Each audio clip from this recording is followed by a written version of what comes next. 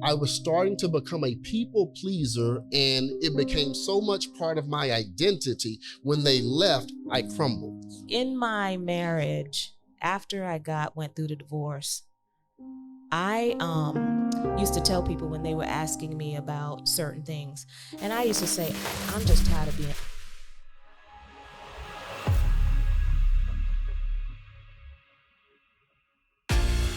All right. I'm Chris King, and I want to welcome y'all to the When All Hell Breaks Loose podcast. This is our very first taping of the When All Hell Breaks Loose podcast. This is where you get practical advice to thrive through life's greatest challenges, because life is worth it, and you are too. So I want to invite y'all just to engage with me. We have a very special guest that's going to join me today, Miss Monique LaRue. Monique. Hey, how are you doing? What's going on, Monique? Hi, everybody. I'm good. Everybody. Yeah. Okay, I see. Monique, tell us a little bit about yourself. So, of course, my name is Monique LaRue. I am a relationship manager, partnership by day, but I'm an entrepreneur at heart. So I've got a lot of different things going on, wearing a lot of hats. I've got some custom publishing stuff I do. I have my own consulting business where I do customer success consulting and a lot of other things. So let's just go there. There's a lot going on. We're going to get into it. But before we get into it, I want to invite everybody to engage with us. We have a studio audience here, and with the studio audience, they get to engage with us. And people online can engage with us too as they watch. But we have QR codes on each table. We want to let everybody know that you can ask questions, because here at the When All Hell Breaks Loose podcast, we'll give you practical tips, but we want to actually give you answers to some of your questions. And so we're going to give people the opportunity to ask questions, and everyone here, they'll see QR codes on the table that they can actually scan that QR code, type in questions, and then also they can rate others' questions. So if you see somebody's question that's better than yours, you can actually vote for it. And so I will actually live here answer at least one question, but the other questions we will answer via social media at a later time. So I want to ask you to engage with us. Don't be shy.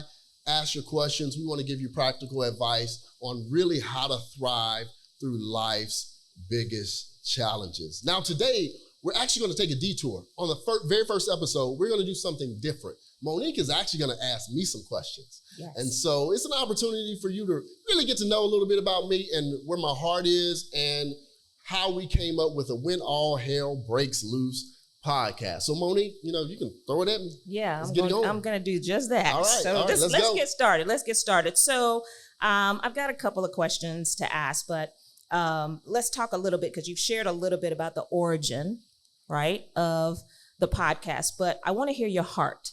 I want to understand why now this is important for you and why you're launching right now. So tell me a little bit about the heart of Why Hell Breaks Loose. Well, one of the things is that my mother used to always tell me, either going through a storm or getting out of a storm. And for me, that was very depressing. I was like, oh, mama, that's not cool, right? It's very depressing. It's like, I don't have anything to look forward to but struggle. Yeah. And we were poor, right? We weren't poor, we were poor. We couldn't afford the O and the R, right? It's so all we did was struggle.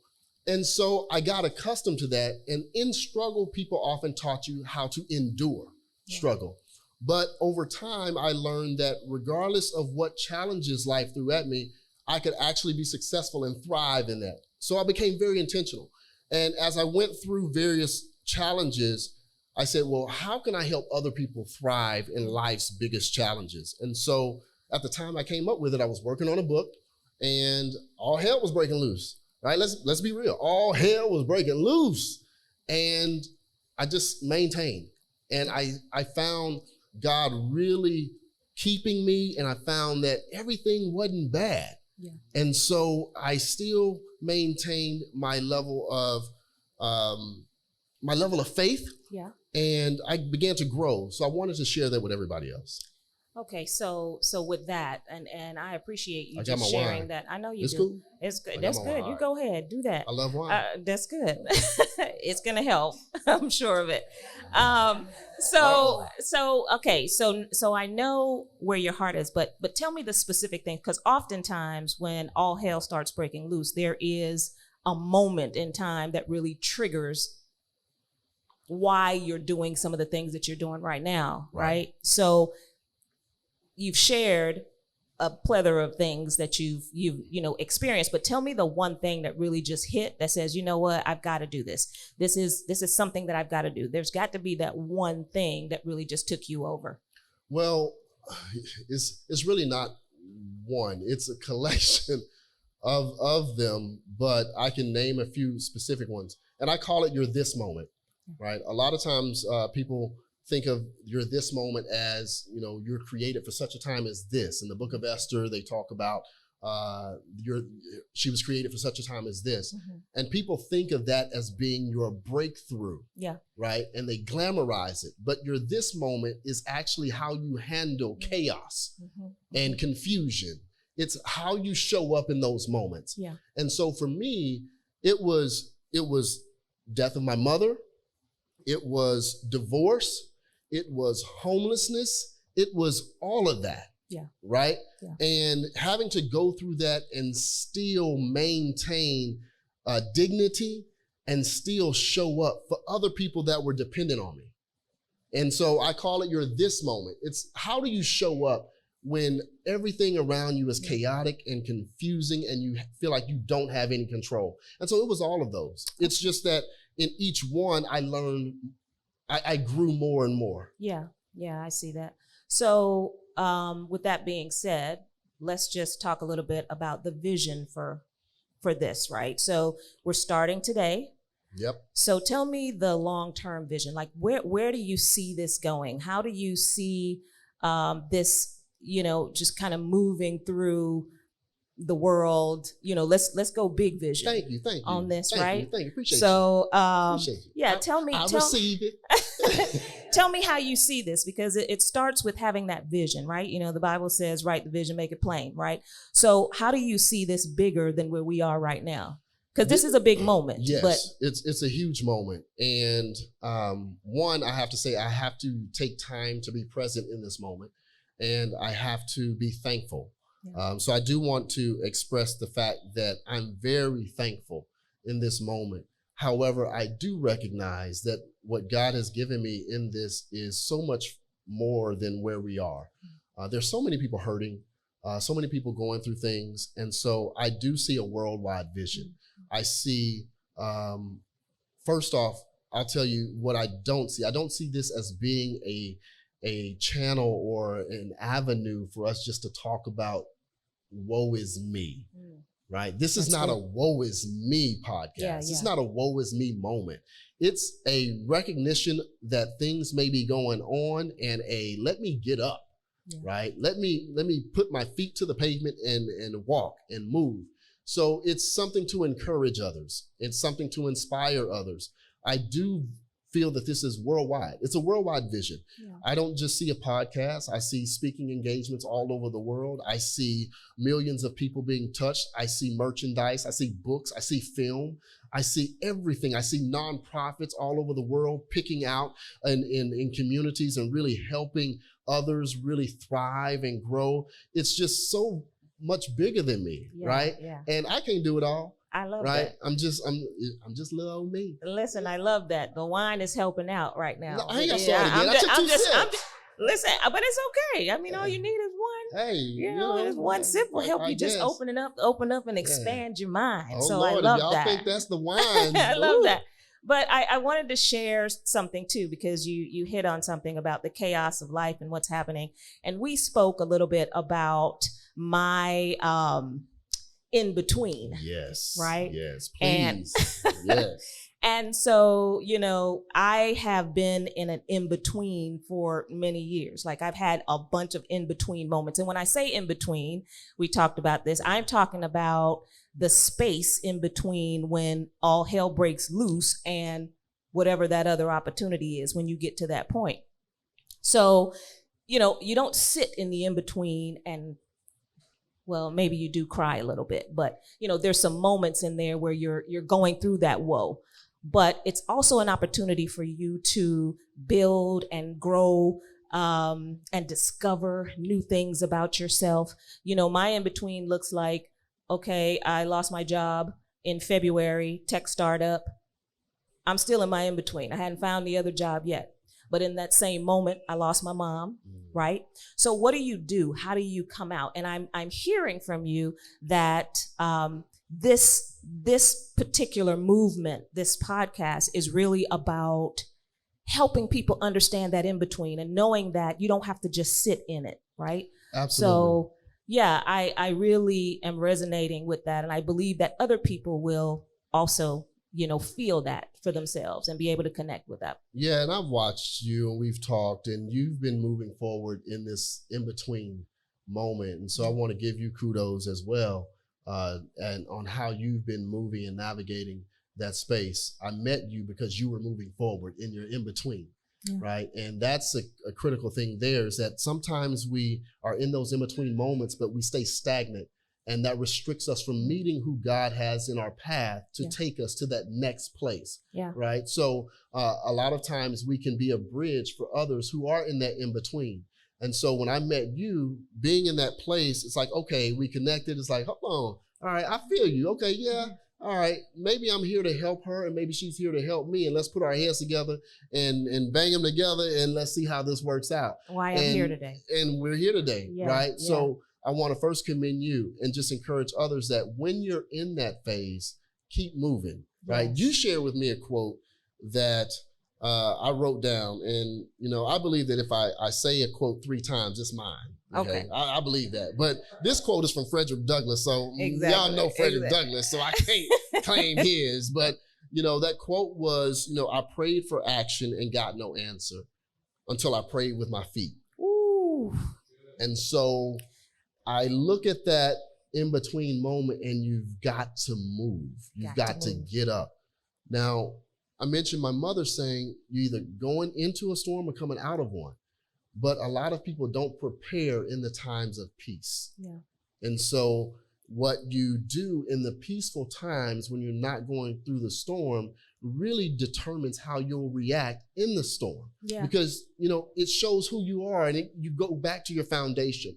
And so I want to ask even how you handled this moment. Like, what have you relied on during this in-between phase? A lot of reading and sitting with myself and just kind of figuring out and going deep, like what's actually happening. There was just so much chaos. I call it chaos, but now I'll flip that. And I'm not going to cry. Okay. Now I'll flip that. I have to embrace what's happening in my life, whether it's chaotic, whether it's mom passing, whether it's me having to take care of her because she had dementia, whatever that is, and look at it. This is a moment for you to grow and become whatever, right? And so it was quite difficult during those times to also do that and think about myself. So basically going deep and really spending a lot of time with myself and prayer and studying. I mean, I've been reading so much, like I'm just reading and just because it helps for me. So what have you been reading? 50 Shades of Grey. I mean, like, what type of stuff? Well, no, I have not been reading that. Okay, because you finished it, right? I mean, because you didn't have to, you didn't have to read it because there was a full-on movie. So no, but I actually have been reading motivational stuff. Like I'm really right now into Think and Grow Rich, right? And so I'm reading that, but I'm also reading a lot of things by You Were Born Rich and just things like that, because I think from my perspective, I just hadn't spent enough time understanding where God has placed me and who I am in Him, which is rich, which is full, which is divine, all of those things. And I'm feeding off of those kinds of books right now because it's just a mindset switch. And so I was reading Think and Grow Rich, but there's 2 sides to that. There's the Think and Grow Rich, and then there's the Think and Grow Rich, the Black choice. So there's 2 books, right? So we've got gosh, why am I even forgetting the man's name? So Dennis Kimbrough, Mm-hmm. The Black Choice. He didn't write, he wrote, finished it, but you know, it was starting to be written by someone else before. Anyway, long story short, I'm feeding on that stuff. And so it's just kind of helping me elevate my mind and how I'm thinking about just where I am in my life right now, even though I'm in my in-between. Yeah. My in-between doesn't mean that I'm not worthy. My in-between doesn't mean that just because I got to drive the Uber today, just because I got to, you know, clean my best friend's house in the moment, I got to do what I got to do in my in-between. But I'm still worthy, and I still want to be treated that way. You were an Uber driver too? I'm Uber driving. I was Uber driving up until last week. Oh man, you know what? You know, all this education and all the skills and all of that was driving the Uber. I tell people I was driving Uber with one leg. I ruptured my Achilles. I was a pastor of a church. Our contractor, we moved into a building. Our contractor took money and we had to finish it out. Yeah. And it was all on me. Family looking at me, losing a job, and you got to get out there and make it. Yeah. Make it happen. And so with one leg with crutches, I'm driving Uber in a luxury car, trying to make ends meet. Yeah. See, I tell people, don't let the smooth taste fool you. You know what I'm saying? It's like, but, you know, one thing about that, you talked about feeding yourself. You know, sometimes going through those moments, people will make you feel bad about what you're doing. Right. And I had to look at that and say, you know what? Hold on.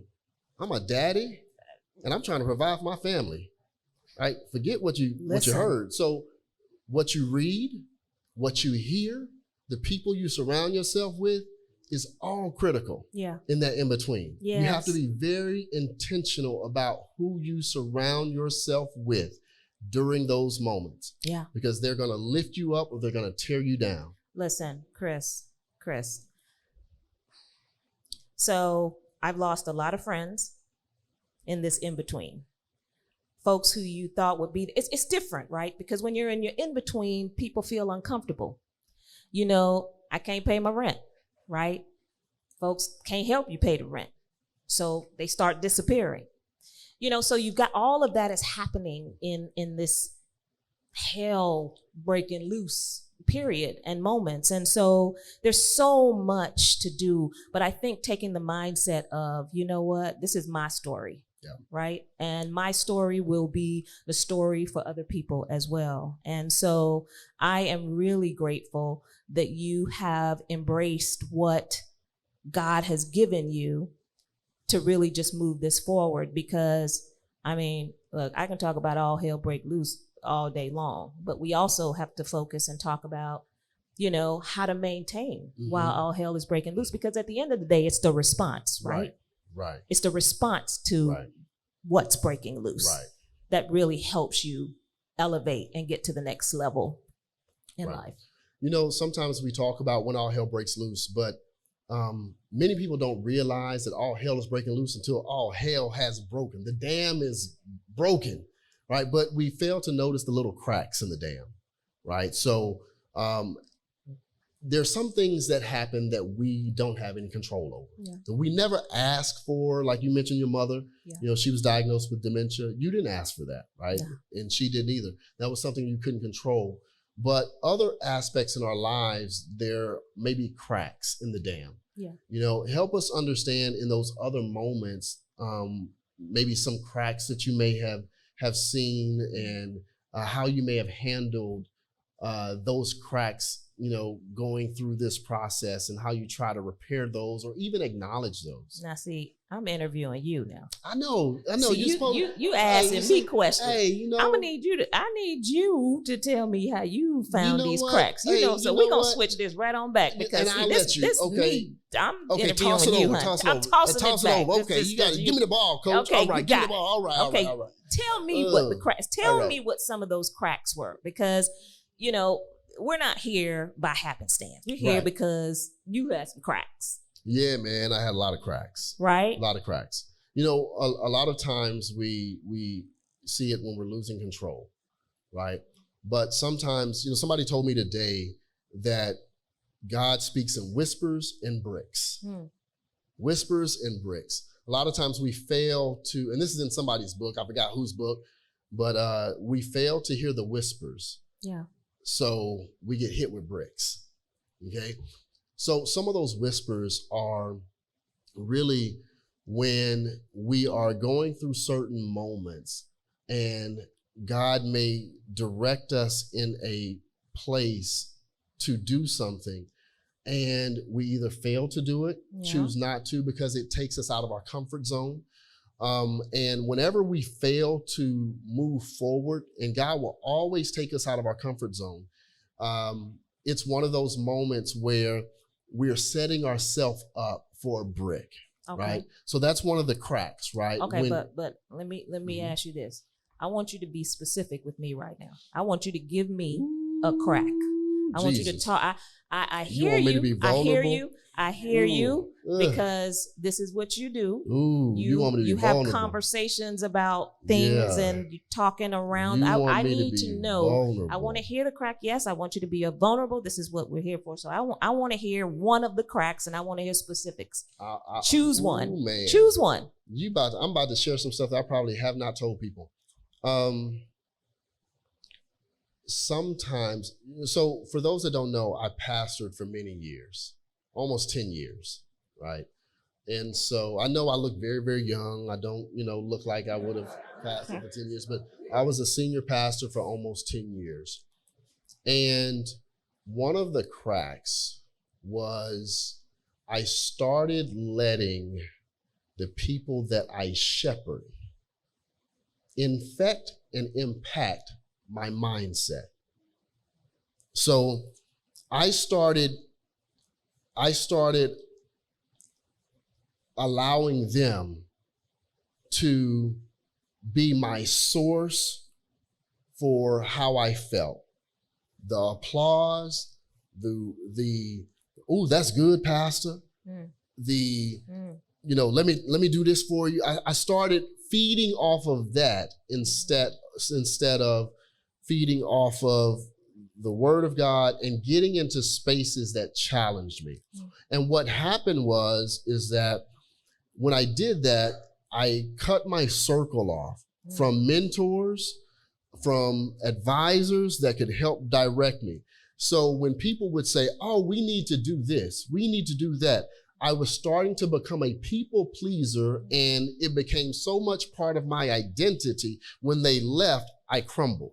I got so sick. I got so sick because I was depending upon the people and what they said. And when they left, it crushed me. Yeah. I got sick. I got depressed. I got feeble to the point to where I lost like 30 pounds in a month. I couldn't lift up my baby. I was crying all the time because the people were departing. And God was telling me earlier on, hey, focus on me. You're becoming the smartest dummy in your circle, and you need to surround yourself with people that's going to undergird you for the journey that I have for you. Yeah. Right? Yeah. And so I started letting the applause be my purpose as opposed to my purpose propelling me to do what I needed to do and God getting the glory. So that was a crack because I started pushing people away. Yeah. When you don't have people in your life that push you and challenge you, that is a crack, and it's a whisper that God is saying, you need to shape up, straighten up, because you're about to get hit with a brick. Yeah. No, so that was a specific one. That's very specific. Yeah, I ain't told that to nobody. I appreciate it. So if any of those folks listen to this and watch this. Hey. Well, I mean, we're going to learn today. Okay, today is the day. But God called me for greater than that. Yeah. He called me to be an influence and to be in places and to change the atmosphere and not to be changed by the circumstance and the atmosphere. But, okay, so, and I hear you, but I also can understand the challenge as a young pastor, good looking, appreciate it. I mean, let's get real, right? In that position of power, if you will, feeding off of, this audience, this congregation. It takes a lot of stuff to really be able to live up to that level of, commitment and leadership, right? So I can understand how, and it depends, right? I don't know how long God was preparing you for ministry and being a pastor, but as I believe, young pastors move into that with that level of, attention, it could be difficult and challenging. So as much as it was a crack, you said it was a crack. I'm grateful that you even took the call and stepped into it and that you've learned. And should you ever find yourself pastoring again, that you'd be in a better place or position to really do that work in the way that God would have you do it. So I just wanted to just share that with you. Thank you. And the call never leaves. Yeah. Right. It just, that's a call that's something that God has gifted me to do. And helping and shepherding, and now it's just a different phase. It's just a different type of pastoring that I'm doing now, right? And so it's not one, and I do like this environment because I ain't got to have the applause and all that other stuff, and it's just, hey, I'm just rapping. It's good every now and again, though. I mean, it make you feel good, But until they start sending you emails like, Pastor, you ain't have to say all of that. I don't like what you did today. Okay. And, or you have a bad sermon, you bomb 2 weeks, you out. You know what I'm saying? It's like, it's almost like comedy. Yeah, but no, I mean, it does feel good, but it can be intoxicating. Yeah. And very, very, very dangerous, especially when you don't have proper people around you. Yeah. And not every pastor is pastor behind the pulpit. I think some of us are pastors in entrepreneurship and pastors in other areas of life. And so you embracing this new pastorship, if that's a word, in whatever way God is leading you, I think it's going to be, you're called. So that's the end of the story right there. But, how you move into it. I had a story a while ago when I thought earlier on in my, Christian life that I was called to ministry as well. That didn't happen, because I thought I was called to a different type of ministry where it was music, more of a music ministry pastor as opposed to pastor behind the pulpit in that way. Sing. I can sing a little bit now. I mean, I'm a background singer. Okay, they can sing too. I'm a praise and worship singer, but I'm not in front like the leader singer. I'm the background. Some great background singing. So that's what I do. Woo woo woo. But no. So I am, so I'm really, really excited about where When All Hell Break Loose is broken loose to the world. I appreciate that. So it's one of the things I want people to know is that this is, I want this to be a safe space. I want it to be a community. Right. I want it to be a community where you feel comfortable just saying, hey, I'm going through some stuff. Yeah. It's the ugly middle, the messy middle. It doesn't look good. And I didn't expect to come here and share some of the things. You pulled it out of me. I don't like you that. ain't shared everything yet, but I know I hadn't. You just did one crack. Yeah, see, there's multiple cracks. Yeah. We're going to go there. There's a lot of cracks. We're going to all the cracks at some point now. But no, I think one of the things is with those cracks, you have to be willing to sit back and sit down, right? And people think sitting down and sitting back is a negative thing, but sometimes you just need to regroup. It's like, all right, coach, I'm tired, right? All right, coach, I'm in my mind, I'm processing like I'm fatigued, right? I played basketball in college, and there were times where I got winded and I got tired and I needed to raise my hand and say, hey, I need a sub.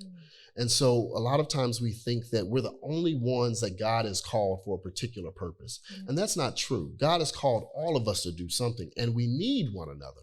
So I need you. You need me. Now, my gift is not necessarily yours, and we even talked about that, right? You're more creative.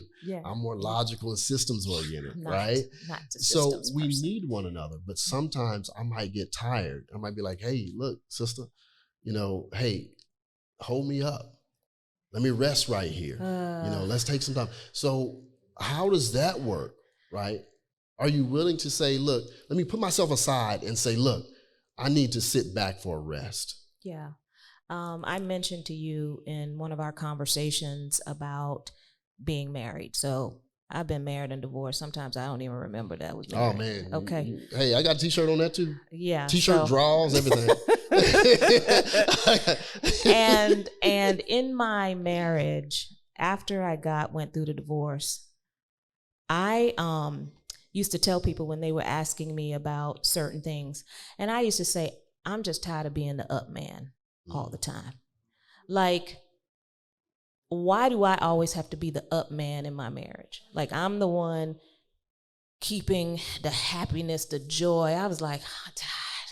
Can somebody else be the up man up in here just for a second, for a moment? So I hear you, just being tired and being able to sit back and allow somebody else to just be like, can you hold this for me for a little bit? And I think even in marriages, it's kind of interesting in that regard, because I tell you, anyway, I'm not going to go there with my marriage situation, but I will be, honest and authentic to say that, number one, we shouldn't have gotten married. We went to counseling. Counseling is like, no. But we just went on anyway. We were in the church. We was trying to do it right, okay? So while we're doing it right, we go against the same counseling that we got from the church. And we went on and got married. And when I say that first night, I was done, okay? So all I'm saying is, these things, the cracks. Are red flags, whatever you want to call them, are being seen prior to, but in the midst of wanting to do the right thing, we don't want to have sex for marriage, honey. We up in here trying to do the word, but we can't wait no longer. So we go, So all of those things were just flags and cracks, and still went ahead and did that thing. But, anyway, I digress. As we prepare to close, I'm gonna hit something you said. You said y'all wanted to do the right thing. And I'm gonna just give a quick nugget, and I'm gonna wrap up with giving some specific tips on how to, what to intentionally do when all hell breaks loose. But you said we want to do the right thing, and sometimes we have to redefine what we think the right thing is, right? And a lot of times we think the right thing is based on what we want, right? As opposed to what God may be directing us to do, or what God may be calling us to do, right? So now my right thing may not be, okay, let me get in this relationship because I want to and it feels good, but because God has a greater call and have a greater purpose, and it's a partnership, and this person can walk hand in hand with me, and they can hold me up, right? I don't have to be the up man or the hype man. You was the Flavor Flav in your marriage. You know what I'm saying? It's like, clocking all. I was boy, Flavor Flav. It's like, that was you, but Jesus. So we have to redefine what that looks like, right? And I've had to redefine what the right thing is, and so as we wrap up and we talk about, what do I do when all hell is breaking loose? First, you have to determine, who do you want to show up as, right? Who do you want to be in this moment? This is your this moment. Yeah. And I'll tell anybody who's watching us online, this is your this moment. You were created for such a time as this, and all hell is breaking loose, chaos, everything around you is confusing, but how you show up determines what happens afterwards. Yeah. So who do you want to show up as? And then you have to be very intentional, surrounding yourself with the people that help you develop that and show up like that. But when you do that, you have to give them specific instructions, right? You said you was giving your husband, say, hey, can you hold this for me? Can you help me out? But it's not that you have to give them specific instructions. As I was going through this process, I said, God, who do you want in my circle right now? And I called every last one of them. Yeah. And I said, this is what I'm going through. And when I call you, I need this from you. Yeah. Nothing else. There were some people I said, I just need you to tell me a joke. Yeah. Nothing else. I need this specifically. Some people I relied on earlier in the process. Others I relied on later. And I said, hey, this is your time where I'm going to tap you. Yeah. And I need this from you. So you have to be very specific and very intentional. And then also you have to watch what you're feeding yourself. That's big. You have to watch what you're feeding yourself. If you're not going through anything right now, start feeding yourself something that's positive now. Of course, you can read scripture. And I know everybody just don't read the Bible like that. Listen to podcasts. Yeah. Listen to, others talk. Read books. Some of us don't read at all. Do something. Yeah. But you gotta feed yourself. And lastly, get your feet to moving.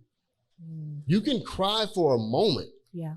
Weeping may endure for a night, but joy cometh in the morning. You have to get your feet to moving. Pat your feet, put one in front of the other, and every day say, I'm not going to sit here and let this take me out. I just want to be better today than I was yesterday. And for me, there were times where I would open up intentionally all the blinds in my house just to have sunlight coming in. First thing I did was make my bed just to get myself out. Then I open up all the blinds just to have sunlight. You have to do something that's intentional. And every day I said, I want to be better than yesterday. Yeah. And you do that. So I'm challenging everybody out there. You got to have some practical steps. You have to be intentional. And I'm telling you, if you do that, you'll be able to succeed and thrive through life's biggest challenges, because life is worth it, and so are you. I love y'all. This is the When All Hell Breaks Loose podcast. I am Chris King. My guest, Monique LaRue. Love you, thank you, and y'all have a great time. Y'all can be successful. We love you. Be blessed.